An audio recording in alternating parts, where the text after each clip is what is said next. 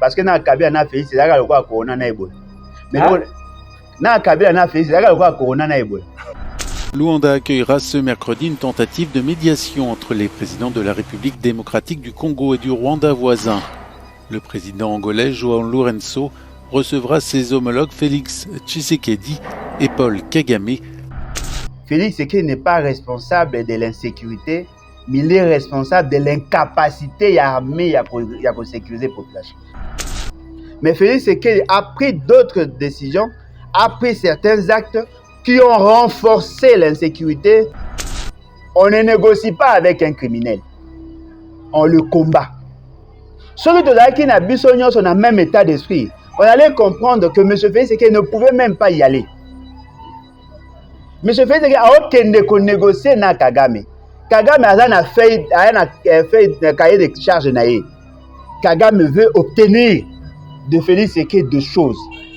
Mais Obayokana des choses.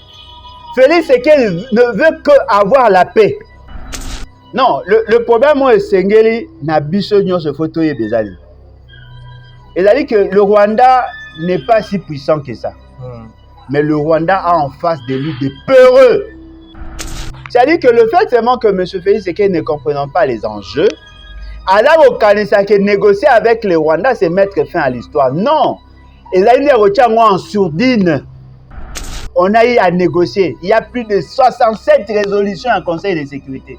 On a signé des accords où le Rwanda a accepté de ne plus entretenir la confusion et Est. Le Rwanda continue à faire ça. Parce que le Rwanda est serein dans ce qu'il dit. Le Rwanda est suffisamment clair. Le Rwanda veut assez que le Rwandais devienne des militaires congolais. Et le Rwanda veut assez qu'une zone, la Congo, est sous son influence. Alors dites-moi, vous allez négocier avec quelqu'un qui veut vous arracher votre femme. Vous renégociez dans un ndeni.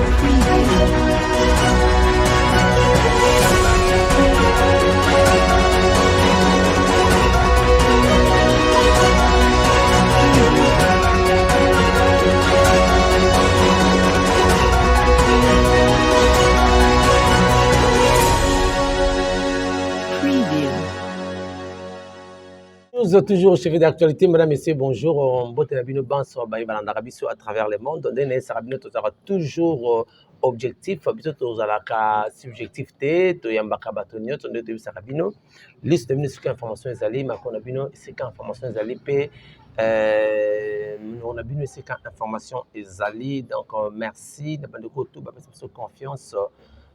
Pour nous la émission de l'étoile on est samedi magazine sociopolitique autour de grande question d'actualité tout sur la table de débat na ba invité. Alors actualité les l'autre belango ezali beaucoup plus rencontre tripartite oyo et salama na kuna na Angola na Luanda sous la coordination il y a président ya CIRGL João Lourenço oyo a kosangisa 2 personnes et l'autre ya mutu ezali que toyeba bake kosan est-ce que na issue ya rencontre wana nini congolais a gagner est-ce que guerre peut aussi là to penin to koyeba ngo to ko ba pe moi moke o etali le bat ezali un parti politique ya sika o ebimi kala mingi te donc to tout normalement ba objectif nango to ko lobela ngo peut-être pour le 30 juin nizala ki jour oyo ebima ki na miso Yabato. Normalement, le président,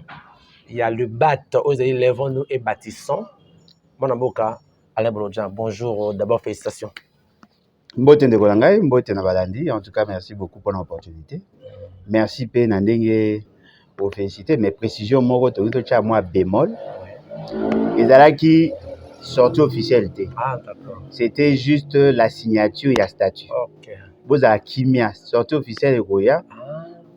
Tout ça qu'on envisageait que ça on a stade Vélodrome, mais que ça peut-être vers la fin de l'année. Tout ça vous a d'abord aussi ça. de mettre en place toutes les stratégies avant tout comme à niveau il y a activité autour ça qu'on envisager.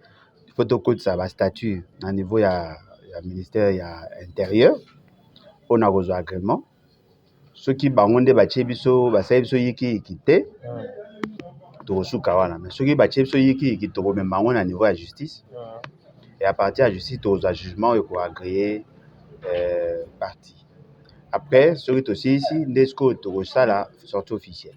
Mais d'après l'esprit à statut, vous avez une disposition, disposition transitoire. La disposition transitoire, balobi en entendant qu'il y ait organisation et un congrès, tu tient en place un comité. C'est-à-dire ce que nous appelons le directoire national provisoire. Ce comité aura pour mission non seulement il y a qu'à recueillir toutes les signatures, mais aussi il y a qu'à mener des démarches. Parce que d'après la loi, article 10, 11, 12, il y a la loi portant sur les statuts, il y a ma parti politique, organisation et fonctionnement de statut, il y a ma parti politique. Il faut qu'on adresse une demande. Cette demande doit être signée par 3 personnes. Il faut qu'on présente l'organigramme. Na bateau, point focaux ou sinon comme interface du ministère. Donc il faut avoir un comité et ce comité doit être conforme à statut. Il faut qu'on siège. Il faut que le parti ait comporté au moins des statuts assignés par au moins une personne par province. C'est-à-dire il faut tous en avoir 26 représentants à 26 provinces minimum. Ce qui veut dire qu'il y a un moniteur organisé qui a activité justement pour permettre à ceux qui tout respecter la norme. Dans les réactions, il y a un groupe, il y a un balabi, mais comment ça se fait que Alain Bolodja qui prône pour la démocratie a été élu par 24 personnes sur 24? Balabi, il y a des signes à dictature. Il faut tout ça à part de choses, tout ça très prudent. La dictature ne veut pas dire avoir l'unanimité. Non. La dictature, c'est obliger aux autres de voter pour vous. Ou empêcher aux autres de voter la personne de leur choix. Vous n'avez même pas obligé. Bissou et Zali, d'abord, c'était les grands électeurs. Et puis, ces grands électeurs étaient constitués essentiellement de membres convaincus et convaincants. Les grands électeurs ont été élus par qui? Non, les grands électeurs, ils allaient par membres fondateurs. C'est-à-dire les signataires à statut. Alors, tout réfléchir ensemble. Alain Bolodja prend l'initiative de créer les partis. Pour être membre fondateur et parti, il faut être convaincu par quelqu'un. Nana convaincre Batunios comme un membre fondateur. C'est Alain Bolodja. Alain Bolodja. Alors dites-moi, ngana bengi bino na fête nanga. Ngam na bengi bino na fête. Vous voyez pas nanga. Muto bino boko sepe sezana. Ezanga obeza bato baye. Ezanga pona nini parce que ngam na invité bino. Différence c'est koko à quel niveau? Lorsque j'aurai à gérer et que mutu nyonso a commis la capacité ya koyeba muninga, koyeba point fort na point faible à muninga, c'est en ce moment-là nde ba wota bino OK par rapport à l'initiative ya parti, on peut soutenir tel. Mais dès lors que ngam na invité ki batu nyonso et que batu nyonso ba yaki po ba convaincu na message on a lancé qui en tant qu'initiateur. Quoi de plus normal batu ba votenga? Oh non, au dictateur, comment bimisi 24 voix sur 24? Non, ce n'est pas ça la dictature. Les qui d'abord à main levée, ce n'était pas un bulletin secret. On va poser question qui veut être les candidats. Les qui 3, Moko a désisté en ma faveur. Le Tikali 2. Tant que qui est, alors bien voilà, on a un poste, on a la candidat, token à vote. Sur les 24 personnes vont voter. Y compris Yemoko. Alors que local initiative yo zali porteur ya vision to tikeli na nous 5 ans au sala pour que vision ngo se matérialiser après notre retard à côté ba ambition na. Très bien. Et quoi de plus normal donc bato ba comprendre membre ya à côté pour comprendre que c'est comme ça. Les grands électeurs va voter en deux mots na petit peu. Très bien, merci. To souhaiter Carabino le parti le BAT bienvenue dans le monde d'Ango. Je crois que merci. Tout ira bien. Bon, on fera l'essentiel. D'accord. Parce que dans la prochaine émission, tu comptes les bateaux de ambition d'Ango, tu le verras prochainement, mais Maintenant, moi, actualité. Le président Alain, les conseils de sécurité a voté à unanimité la résolution 2582 à 2021 par laquelle on va reconduire l'embargo. Il y a RDC, armes et tout consort. Alors, il y a tant que politique, analyse ni sali la résolution. Bon, premièrement, par souci, il y a pédagogie, c'est-à-dire démarche pédagogique. Pourquoi sommes-nous sous embargo? C'est ça le problème. Ça date de quand? En 1900, vers les années 89, 90, il y avait une forte pression au niveau de Katanga. Conflit entre les Luba et les Lubakat. Ces conflits-là, et c'est là que la tension va monter et les Katangais se sentaient asphyxiés par le Luba. Et à cette époque, Kondo Mobutu qui était président. Et arrivé peut-être en même moment, le quoi dans la situation à perestroïka, les pays et comment ils ont migré vers une gestion démocratique. Et Étienne Tshisekedi ou l'UDPS, bazalaki l'opposition au niveau du pays. Étudiants Luba na étudiants Katangé bundaki. Et na kobunda na bango des heures de sama makasi. IDPS balobi qu'il y a eu de morts.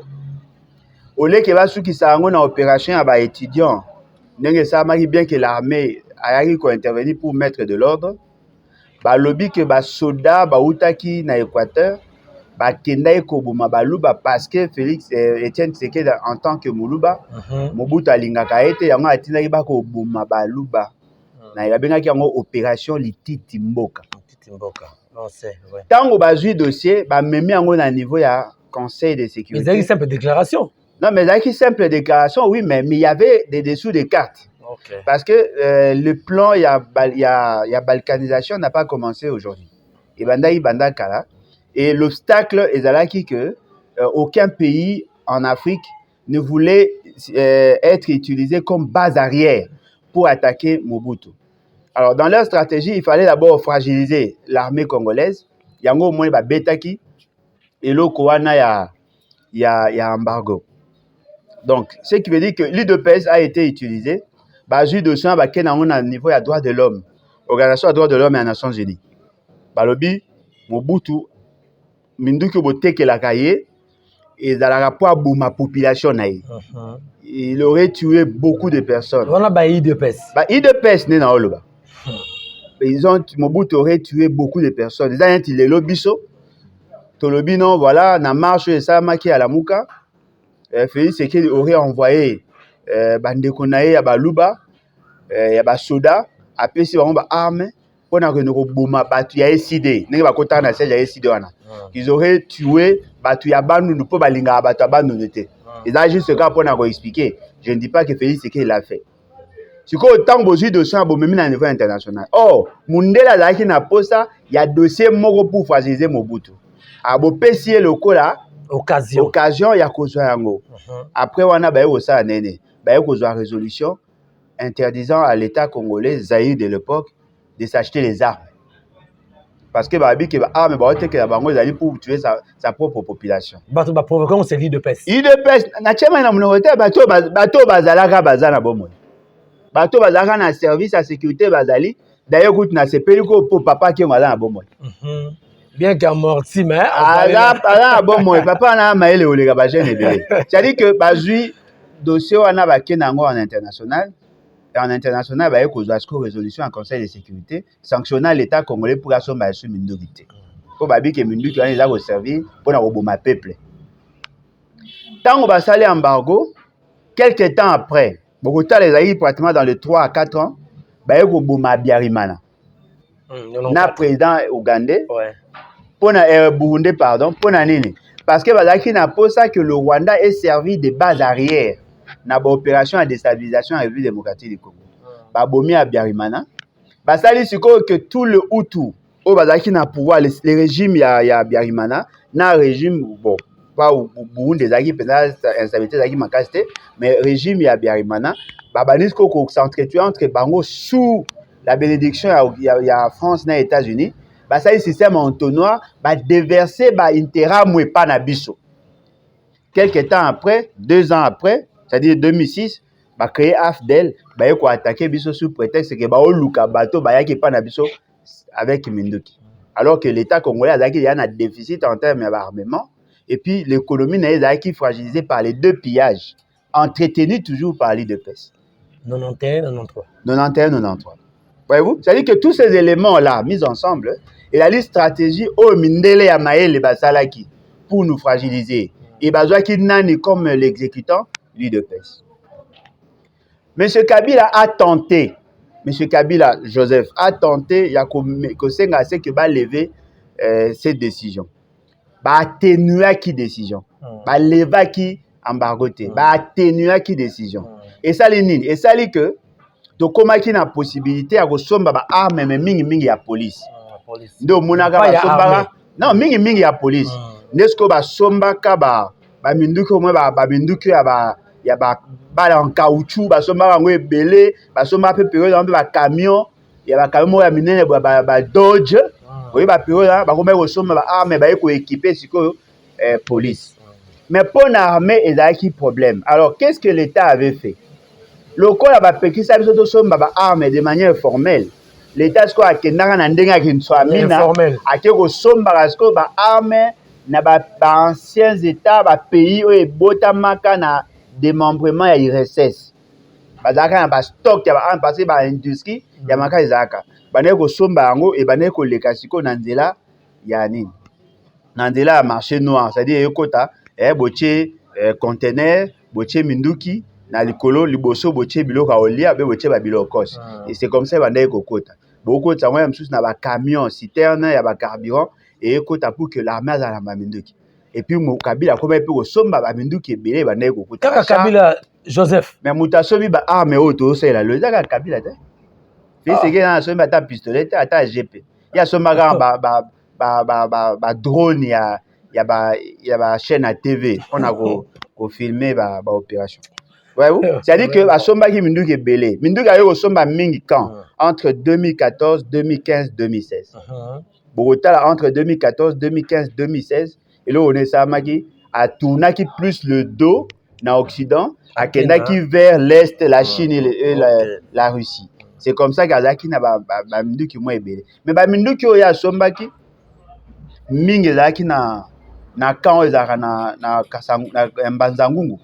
Bachaka kuna ezalaki et puis ezalaki na base logistique ya Wandambu bakaboyi musu batie na ba est to ebite soki nyonso ekotaka nde za enregistré et koyi koza pe basala ba dépôt ya ba armes na mabele to ebite mais toza ko imaginer que ekotaka ekomi.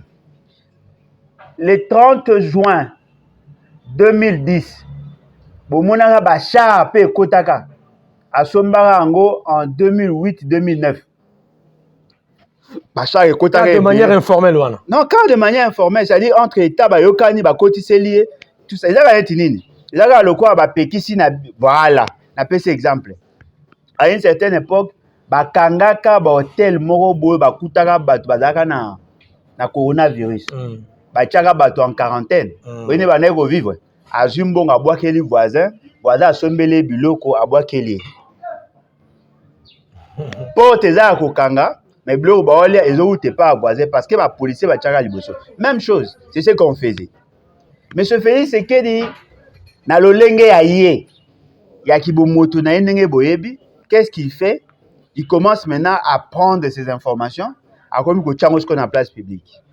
Non, Kabila soma ma bombe arme pour me déstabiliser. En accusant Kabila, il a donné l'information que nous achetons les armes. Sans le savoir, Gaza a craché. Il y a barate. Beaucoup m'appellent aux oreilles justification. C'est-à-dire qu'en cherchant à. Madame Moutou, mais Madame Moutou institution. Papa, bah paie ça 257 millions de dollars. Quoi dans la information? 257 millions de dollars. Le seul Congolais a plus de 1000 personnes au Batabaka naïe pour avoir information. Capo naïe. Non, pas na yete, na ye. Adana service à année, rattaché à la présidence. Service à demi-ap, bazana ye.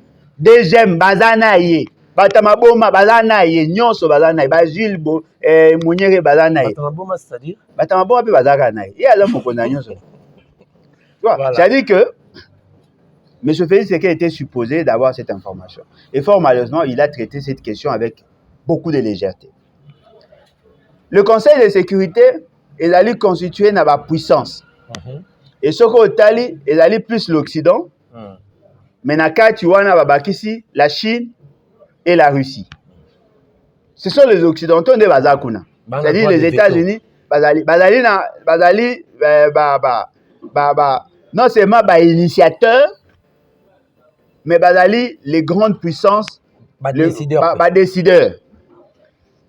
La Chine, la Russie, on a droit de décider à un certain niveau, mais bazali minoritaire parce que la majorité est constituée na occidentaux. Alors, M. Félix Tshisekedi vous dit que sa politique était centrée essentiellement sur la diplomatie. C'est ce qui justifie. Et puis la diplomatie agissante. Bon, tu vois, parce que les agissante. Et puis, il a centré essentiellement son action sur le voyage. Yango va payer trophée. Net va payer Sarayamon Amboka, il va payer trophée international. Le président qui s'est déplacé, qui s'est plus déplacé, qui a fait le tour du monde en moins de 5 ans. Bien qu'il n'a pas payé officiellement, mais M. Félix Tshisekedi disait à la population ou à l'opinion que ces innombrables voyages, ils avaient qui n'a objectif, il y a que ça là, c'est que le Congo a la plus vivant, a la plus aimée, plus appréciée, a une image moussou sur le Congo en dehors de nos frontières. En réalité, Biloko et Bonga qui t'ont constaté, il a dit que ces pays-là vont prendre cause pour l'intérêt de la République. Quels sont les problèmes de la population? Par rapport d'abord à l'extérieur. 1. L'accompagnement de la communauté internationale par rapport à la situation d'insécurité. En nous assistant sur le plan opérationnel, sur le plan logistique, sur le plan financier. Ce qu'on fait pour l'Ukraine. Bah, financer l'Ukraine, les opérations par l'argent, c'est-à-dire l'appui financier. Bah, là, pour soutenir l'Ukraine sur le plan logistique et sur le plan technique. Les pays experts pour former les militaires ukrainiens. C'est ça les résultats de la diplomatie sur cet aspect. Chez nous, ce n'est pas le cas. Chez nous, tous les pays, M. Félix Tshisekedi à Kendaka, Kofuka Melabango, tous ces pays sauf la Chine et la Russie, tous ces pays-là ont soutenu la continuation ou la progression, la reconduction, il y a embargo. Ce qui veut dire quoi? La diplomatie n'a rien apporté. Rien apporté. Sur le chiquet international. Non, mais attendez. Sur le chiquet international, cela veut dire quoi? Est-ce qu'il y avait des sommets? Il y avait des organisations où nous n'étions plus membres? Est-ce qu'il y avait, dans la période de Mogo, l'ambassade de Komaï ko Kangepa Nabiso? Est-ce que Boyoka, que notre pays, voilà, le Congo n'est plus fréquentable, ressortissant dans un tout beau bimanaza, na posa qui ambassadeur dans la shooté?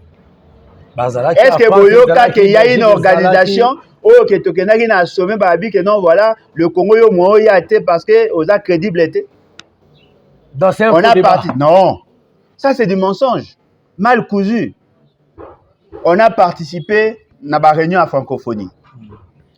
CIRGL, SADC, COMESA.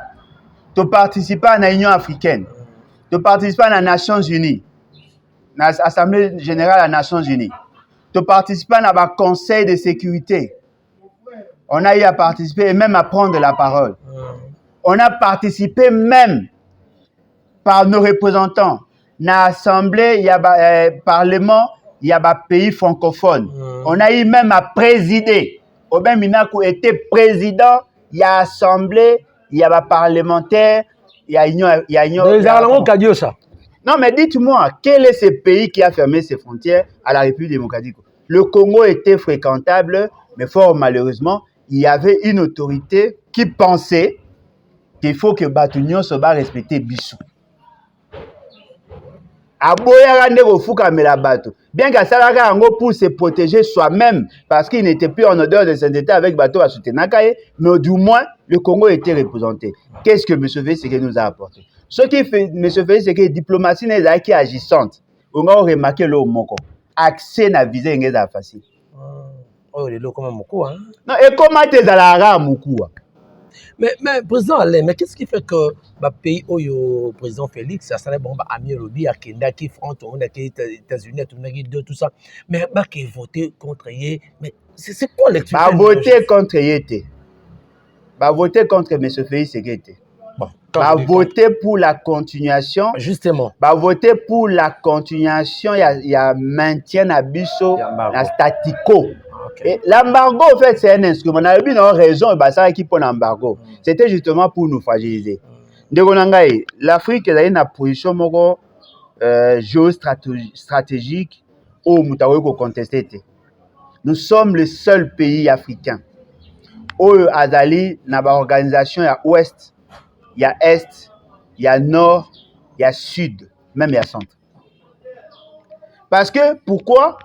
Parce que notre position géographique est la liste stratégique. Et même le pays n'a qui créé. C'était pour des fins stratégiques. Est-ce que Batoubaye dit que les négociations au Salema qui en Afrique sur le partage en Afrique, cette négociation n'avait pas pris en compte une bonne partie de la République démocratique du Congo. Lorsque le roi des Belges a yaki auprès de la grande puissance, parce que la Belgique n'était pas une puissance, elle sortait à peine de la colonisation, 30 ans avant pratiquement. C'est vers les années 1850. Tant qu'il y a une idée à commémorer un compte et association. Il y a d'abord AIA, et comme AIC, et comme EIC. Et c'est pratiquement un jour avant la signature à Acte de Berlin, Batunion se reconnaître comme étant indépendant du Congo. Il a négocié avec ses puissances. Et les puissances mondiales a dit ok, tout tika Congo et la loco et logo moro ya biso nyonso. Il y a au moins article 2, il y a Acte de Berlin, basa ko insister sur le fait que Moutinho Taraï n'a droit à koya kozwa. C'est-à-dire que nous sommes déjà dès le départ une zone stratégique. Et là il y a un minerai stratégique. Maintenant, le président va causer stratège. C'est-à-dire que nous sommes une grande nation, considérée comme une zone stratégique, mais on n'a pas de stratège à la tête du pays. Automatiquement, de ils sont en déphasage avec la nature du pays où ils sont. Tout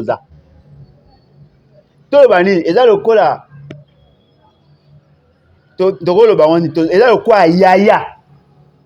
On a une famille. Oh, bien yaya, c'est-à-dire que l'aîné de la famille. L'aîné de la famille. Namboka nso bien likondi ya famille.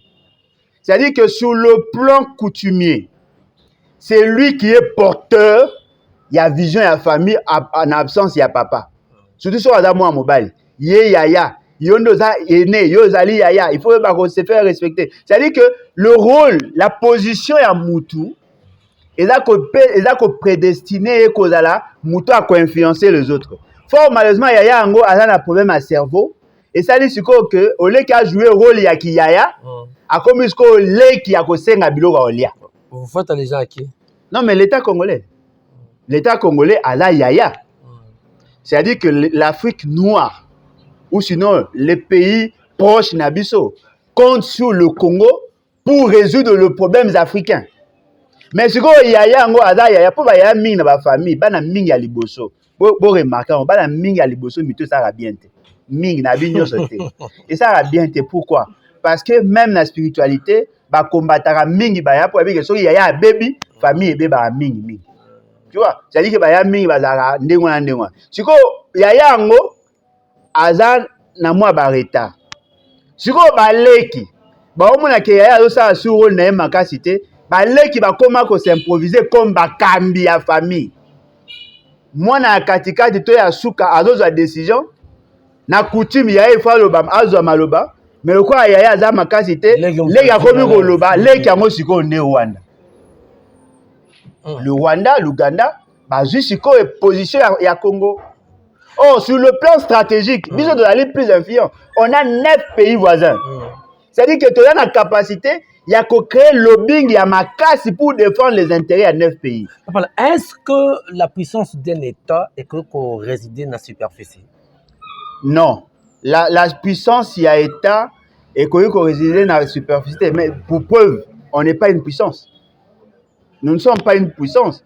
Nous avons un potentiel, il y a puissance. Nous ne sommes pas une puissance. Parce qu'on a tendance à dire que nous sommes des millions, tout ça, bango 26 000, pays mouquin, pays mollusque. Non, mais effectivement, la puissance d'un État dépend de la qualité à leadership. Okay. Ce n'est pas la superficie. Pour preuve, la Belgique, écoute, à 80 fois, a colonisé pendant près de 85 ans. Pour preuve, le Japon, un petit pays, a colonisé Chine. Pour preuve, la France a colonisé un pays, mais ce qui importe, c'est la qualité à leadership. Pour preuve, le Rwanda, qui est un petit pays, a colonisé la République démocratique du Congo, l'autre a colonisé. Le Rwanda décide sur la couleur, il y a sous linge, il y a président de la République. Alors, Papa Alain, président Alain, Naman so lobby surtout fato chlore o ya embargo maramanini na bureau politique il y a PPRD ba lobby que ba so bois ka responsabilité ni son insécurité au sein est et pas ya président Félix ba lobby ango na esprit ya ko se venger parce que il est pas lobaka yango mais loko ezali vrai Félix c'est qu'il n'est pas responsable de l'insécurité mais il est responsable de l'incapacité à armer à sécuriser la population. Et ça, parce que le fait le fait Toza Koloba et sur le Rwanda et consort, ce n'est pas Félix qui est à la base de ça. Mais Félix a pris d'autres décisions, a pris certains actes qui ont renforcé l'insécurité en créant le M23. AFDEL, ce n'est pas Félix Sekedi. ADEF, ce n'est pas Félix Sekedi. FDL, ce n'est pas Félix Sekedi. CNDP, ce n'est pas Félix Sekedi. Mais il est incapable de solutionner les problèmes. Et là, il faut reconnaître Zaïne. Bato Bazara n'a pouvoir ya kala. Ba neutraliser la plupart ya ba force. Bazongi en puissance, pourquoi? Parce qu'il y a une désarticulation. Il y a un système sécuritaire en Abisso. Je vais un exemple simple.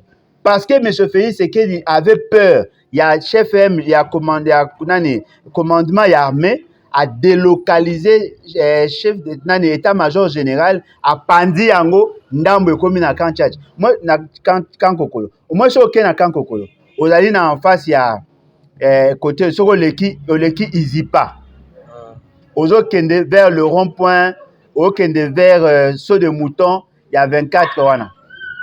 Moi, o kende vers Saut de Mouton, il y a 24. Soko komi na niveau ya Saut de Mouton, ya abo comme na niveau ya Saut de Mouton, le yika Izipa, okomona que batia ba conteneur libanda. Ba conteneur mo so le yika Izipa. O kende vers 24.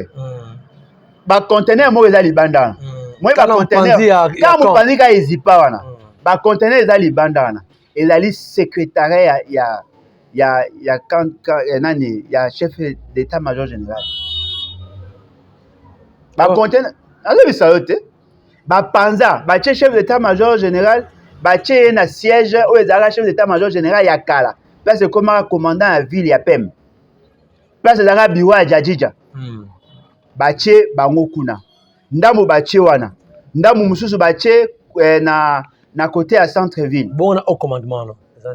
Non, mais au commandement, il y a un chef d'état-major général, non? Mais est-ce qu'au chef d'état-major général, à travers un adjoint, à la ligne Adem, à la ligne Ops, à la ligne Rance, Panzi Bango Siko. C'est-à-dire quoi? Ce que chef d'état-major général a posé un dossier, au bien un téléphone, ici Ops a tina mouté les dossiers. Alors que le commandement, il est ensemble. Parce que même en management, la position, il y a un collaborateur et définir un type de résultat pour un ça. Vous remarquez que le bureau, il y a bateau, il management, organisation par rapport à l'objectif, à la rapidité à l'opération. Au moins, dans le bureau, tout le bureau, on a battu nyos. C'est-à-dire que le bureau est à la polele, on a battu nyos, le bureau est à vitré, on a battu nyos. Pour l'année, on a posé que moutinho, on a qu'il y a d'autres talaï. Ce que mon bureau va séparer parce que là, on va tenir compte de la séparation à pouvoir. C'est-à-dire que le management organise même le bureau. Or, le bureau, il y a chef d'état-major général et Panzani. Le chef MG, le a comme la difficulté. Parce que on a Mongalema pour faire ce qu'il y a au bang. Entre Kabila et Félix, qui a fragilisé l'armée? Non, mais c'est Félix Tshisekedi. Oh. Je vous dis, c'est Félix Tshisekedi. Kabila a créé l'armée. Cette armée infiltrée. Écoute, tu as formé à Zongi Non, à former net wapi. Non, mais attendez, dites-moi, à former combien wapi na unité? À part à Chikata. Tomoni suzu batamo oui oyo ba oyo ba jeune oyo. Oyo batambola gite. Oyo ba jeune na marche à tête. Ba uti musu de réseaux uti ye ba na avion ba former ba béret rouge. Ouais, ma former ba combien de Rolanda? Yoga ça, je ne suis pas là pour faire la promotion à Kabila. Parce que dans Kabila na fait c'est là quoi corona na Ebola. Mais dans Kabila na fait c'est là quoi corona na Ebola. Et là on a le banner ezali boy.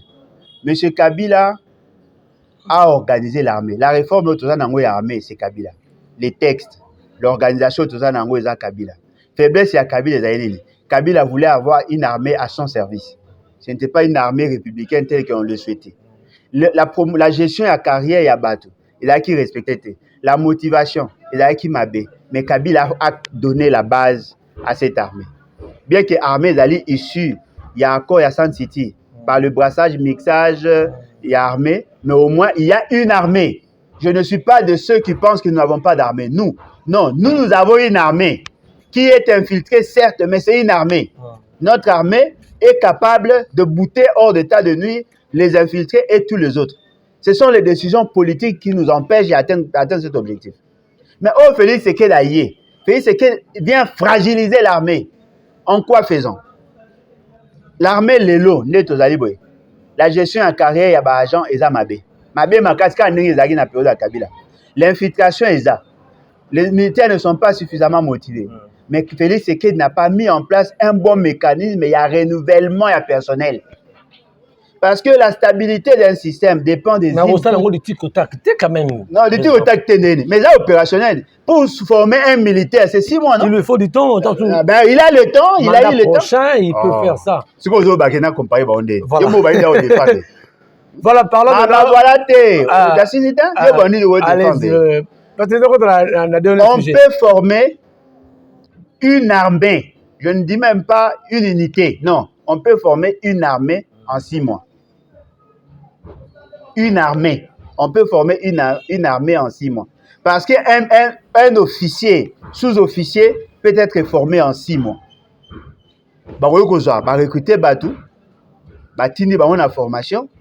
La première phase, la deuxième phase, Abimi sous-lieutenant. Combien déjà M. Félix Tshisekedi a formé? Aujourd'hui, Kamakutu, que mon unité moro baye. Celle unité où M. Félix Tshisekedi a formé, il a obaobenga bachikata.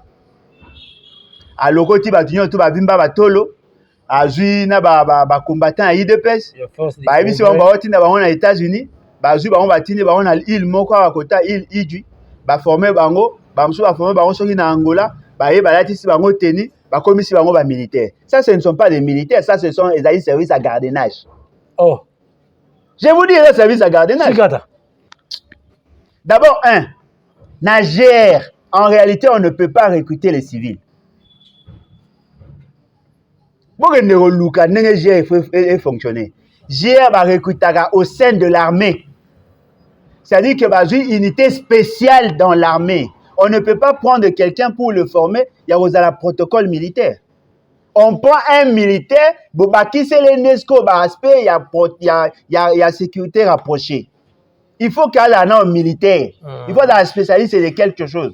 Soit la liste tirée d'élite, soit la liste Bozu ba on former formation les formation le quoi ba formation est ba rangers ba former ranger ba zu yé na armée ba former à commis ranger Exactement que yo bazio civil ba formé. Ba la kisi ba on va sécuriser monsieur Félix Sekedi. Ya au moins ba on so ba telemi, bazio ba lati ba teni, ba on mona ke quoi ba vimba ba tolo ba bang. Mais zoye ka ye mutu wana, tcheka na position ya guerre a okokate. Mobutu a constitué DSPNL.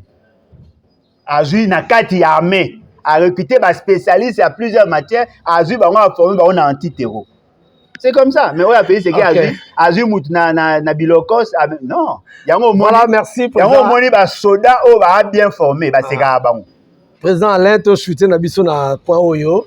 Contre tripartite, tu es en Angola. Tu as président Félix, tu as Nani Kagame, et puis d'ailleurs, na Joanro, Azali président en exercice, il y a CRGL. Mais à cause de la médiation et le kwana pour que centre banque paix et son à niveau ya c'est maintenant et là on a ça le constat dans le 1er juin l'herbe organisé qui raconte Kagame a quitté ils étaient par vidéoconférence mais c'est que aïe au cours ça a fini de lecture ya makambo na ndenge ndegonanga je crois que na lo bango mingi et je suis convaincu que bato balandanga ba comprendre ce que moi je pense. Il faut toyeba ce que nous n'avons pas le droit de faire. Pour que tu aies apprécier le comportement de M. Félix Sekedi. M. Félix Sekedi veut négocier avec le Rwanda. Négocier. Parce que là, ils sont en train de négocier. Parce que l'intermédiaire Rwanda, certainement qu'il a les informations sur les exigences. Il y a Rwanda. Et sur les exigences, il y a RDC. Et dans la négociation, il y a le rendez-vous du donner et du recevoir. Quand on Mobutu parle du donner et du recevoir. Personne ne va tout obtenir et personne ne va tout perdre. Oh, Bisso, même si nous donnions 1% au Rwanda, c'est nous qui perdons. Pour te perdre déjà. Te perdre déjà. Et là, il a encore moutoyer nandagu na yo. Abandi ko beta ba na yo. Azui Sani apambi, Azui TV apambi. Ata soki boye ko négocier. Que non bitumbe sila, papa oke zonge pa na yo, bitumbe sila esili. Yeta na zongi, akoyoka emsu pasi, ya nzoto ya likofo ya azwaki. Mais yondo perdre. Parce que nanda kunaye, eloge bukanite, eloge pasurite, ba naye bazali traumatisé te. Yondo perdre. On ne négocie pas avec un criminel. On le combat. Ceux qui n'a bisognos sont dans le même état d'esprit. On allait comprendre que M. Félix Sekedi ne pouvait même pas y aller. M. Félix Sekedi a aucun négocier na Kagame. Kagame a fait un cahier de charge naïe. Kagame veut obtenir de Félix Sekedi des choses. Mais Obayokana des choses. Félix Sekedi ne veut que avoir la paix. Parce que je doute fort que Félix Sekedi a conseillé na Kagame a longola territoire moi ya mboka na ye akomisa ngwe pana. Donc ce qui ndimi kaka Obayokana ki paix nango. Non, yondo obenga ngo paix. Ezali paix moko factice. Eza pété. Ezali une absence ya guerre. Eza pété. Pour ceux qui Félix Sekedi a vu na Kagame OK. Ozali pays organisé. Yo za na armée. Toi tu as les militaires formés, les militaires disciplinés. Tu as des parrains. Je ne peux pas entrer en guerre avec toi. Parce que je suis un lâche. Bon, pas lâche lui, mais le pays. Que mon pays est constitué de lâches. Et je préfère Yoko attaquer Bisso le sous-souté. Mais Kagame gagne. Donc, si je comprends bien, donc Rwanda vaut devant nous parce que la théorie est une négociation. On ne négocie pas avec celui qui veut, mais celui qui peut. Donc Rwanda peut devant nous. Hein? Non, le problème est Sengeli na Bisso nyonso photo ye bezali. C'est-à-dire que le Rwanda n'est pas si puissant que ça. Mais le Rwanda a en face de lui des peureux. Mboko bino tu bokenda una. Muto bino botindi una lana. Le fait c'est vraiment que l'État congolais a été fragilisé et que vous couronnez le tout en vous dotant ou en vous donnant un président qui n'a pas assez de couilles. Automatiquement, Kagame en profite. Kagame, force à Kagame, c'est de créer une psychose dans l'esprit à bateau en face. Kagame a des démons à IDPS. Alors, qu'ils sont grands. Mais en réalité, ils ne sont pas grands. Baba impressionniste. Non, mais effectivement, on dit force à Kagame Zanini. N'est pas qu'il n'a pas le bar. Ce qu'on dit, soso azako vimba. Il va que maman n'a pas d'anasi. Maman n'a pas. Et là, ce qu'on veut beau ça là. Quand on se fait dans maman n'a été, bah tiens de l'eau son asi. Tu vois, boché misuni liko, bo mo na misuni bi, na nasi il n'y a rien. On se fait rose à zélo. On se fait rose à soupe, mais soupe en rose que ça dit que et matisi ne likolo. Likolo il y a rien. Ne pensez pas que les lorsque l'État congolais se décide de faire la guerre contre le Rwanda, les États-Unis vont envoyer les militaires américains pour nous combattre. Ne pensez pas à ça, c'est ça faux. Na Rwanda, équipement pour Gundana Bango. La communauté internationale va prendre acte et implication des États-Unis dans la guerre. Va prendre acte. Parce que nous sommes dans une position défensive. Pendant que nous n'avons pas d'armes. Si nous n'avons pas d'armes, pas civil. Non, nous, du côté abyss, mais non. Ah, on a Congo. On a que policiers ont mis civil. Si. Si vous avez des civils Rwanda, vous faites. Mais si vous avez des militaires Rwanda, vous faites. Bon, vous savez, nous avons Rwanda. De ce bêtis AK-47, il faut qu'il y ait une solution proportionnelle. Il y a Marambo ou bien négocier. On n'avait que deux possibilités. Voilà. Soit la justice, soit la guerre. On n'a pas notre possibilité. Toute négociation s'est servi le Rwanda contre les intérêts de la République. Mais pendant que Bazakuna Toko Kaya une avancée, selon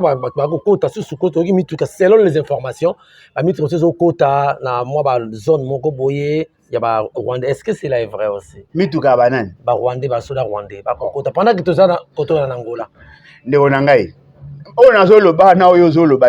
C'est ça la conclusion. C'est-à-dire que le fait seulement que M. Félix Tshisekedi ne comprenant pas les enjeux, alors au Canada que négocier avec les Rwandais, c'est mettre fin à l'histoire. Non. Et là, il y a en sourdine.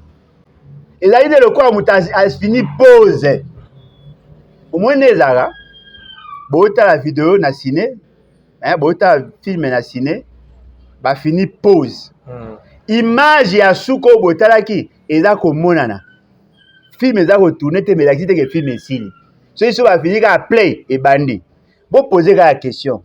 Biso na Rwanda crise na biso bandi quand en 1994, 96, 98, 99, 2000, 2001, Rwanda s'est permis d'organiser le coup d'État de notre président ici, dans son bureau. Après, Joseph Kabila, Joseph Kabila yé. Joseph Kabila pendant des années. Pendant que Joseph Kabila, guerre ezaka na Est. On a eu à négocier. Il y a plus de 67 résolutions en Conseil de sécurité. On a signé des accords où le Rwanda a accepté de ne plus entretenir la confusion à Est. Le Rwanda continue à faire ça. Parce que le Rwanda est serein dans ce qu'il dit. Le Rwanda est suffisamment clair. Le Rwanda veut assez que le Rwandais devienne des militaires congolais. Et le Rwanda veut assez qu'une zone, ya Congo, est sous son influence. Alors dites-moi, vous allez négocier avec quelqu'un qui veut vous arracher votre femme. On négocie dans un ndeni. Alors on chute maintenant. Et non, soko lingi,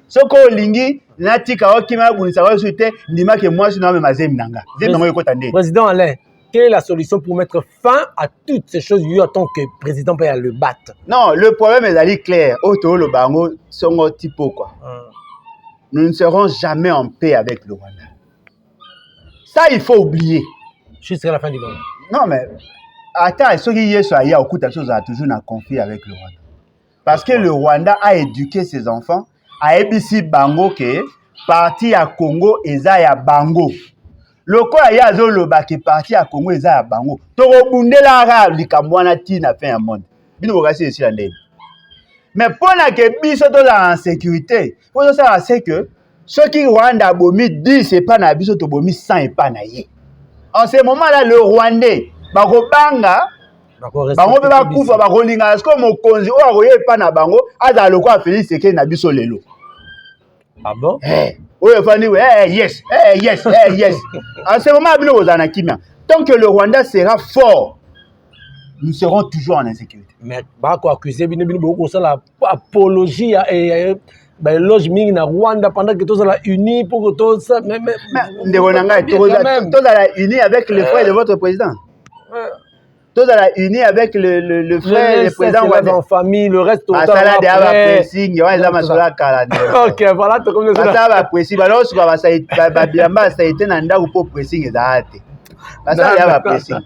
Voilà, nous sommes arrivés à la fin de cet entretien. Voilà. Mot de la fin, on a mis ça les lots, bah Congomani nous va retenir Nidi pour que tout le monde Congomani uta. Faut le gagnant mot na Congomani uta. Mais Congomani en anglais. Non mais Casponi pour le baron en anglais. Parce que uta na Rwanda. Ah non. Ah moni. Quoi uta na Rwanda? Abada influencer vino Congomani ça veut dire quoi? Bon, peuple congolais. Alors, le peuple congolais ça bien Lumumba tika. Et loko esengeli na biso toyeba ngo ezali que le combat est allé rude. Nous sommes capables de vaincre parce que notre cause est juste. Fort malheureusement, nous sommes sous-représentés. Nous sommes mal représentés. Il faut tout ça en sorte que tout en ait un commandant en chef aguerri. Il y a des choses que nous ne pouvons pas négocier. On ne peut pas négocier sur notre souveraineté. Le jour où le Congo va attaquer le Rwanda et que le Rwanda se plaint, je veux prendre position à Obageno, voilà, on n'a pas le droit de faire ça. Mais pour l'instant, nous sommes des victimes pleurnichards. On est trop plaintives. Déjà, dans les institutions, on assure même pas que tu es capable. On n'a pas d'autre choix que de transacter avec le Rwanda. En bon, qui vous a dit ça? Est-ce que être voisin d'un pays, cela vous condamne de vivre en paix ensemble? La Corée du Nord et la Corée du Sud ont une histoire commune. C'est possible. Ceux qui sont dans la poste, bien, il faut que la condition baza guéri. Au baza un état d'esprit moko na biso peuple. Pas bateau baza ko linga ko ça du cosmétique. Ils nous ont fait perdre 4 ans en vendant l'illusion à la population que la diplomatie est agissante. Aucun objectif n'a été atteint. Aucun. La Belgique a voté contre nous. La France a voté contre nous. Pays où espérer que va voter contre Bisso. Les Américains ont soutenu notre malheur. Mais ce sont les Chinois et les Russes que lui a semblé négliger, ils prendre des positions pour nous. Dites-moi, Torosa Félix, c'est que le sérieux n'est. Combien de pays africains vont soutenir Bisso? Gabon, Kenya. Oui. Donc, M. Félix, c'est qu'il dit, pour Nanga, Yende Likama. Voilà, merci beaucoup mesdames et messieurs.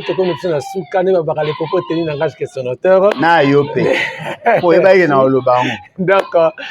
Voilà, merci de nous avoir suivis. Merci à la grande équipe. Merci à Chief Starly. Merci également à Steve Kambanga. Na Yemoko Bote Boss Junior Amadja à partir de USA. Merci. Continuez à vous abonner massivement. En tout cas, ceux qui s'abonnent, que vous avez cloche à notification pour que vous rattrapez actualité mon côté nouveauté mon côté aux ara notifier ko sala mana momingi. Merci na bandeko nyonso o boninga biso biso to linga bino to aka ba Congo na ino ba Congo ba peuple congolais oyo vraiment to lingi Congo na biso. Nous n'avons aucune autre nation à part celle-ci hein. Donc faut te protéger yango, faut te linga yango ni président à la lobby. Nous devons avoir un leadership crédible. Alors, ceux qui nous ont dit on a bino, to prochain. De retour à les battre. Merci beaucoup, Nabino. On est ensemble, il n'y a pas de souci.